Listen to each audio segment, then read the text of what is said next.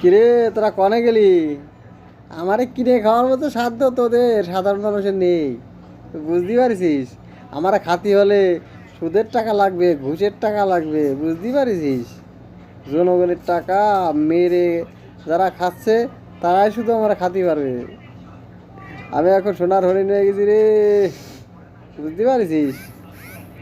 নামটা করলাম না, নাম দেখে তো তোরা চিনতে পারতেছিস না, চেনার তো কথা নেই। আমি হচ্ছে ডিম ডিম, হাঁসের ডিম, মুরগির ডিম, তোরা খাতে পারবি না বর্তমান। আমরা মহামূল্যবান, বুঝতে পারছিস? সোনার চেয়েও দামি আমরা। গরিব মানুষ খাতে পারবি তোরা, বুঝতে পারছিস? তোরা 2 কেজি খোসা গুছাইয়ে দোকানে নিয়ে আইনে দিস, দোকানদারকে বলে দেবানে যে ওরা আইসে আজক্ষণ ডিম দিয়ে দাও, 2 কেজি খোসা দিচ্ছে যেহেতু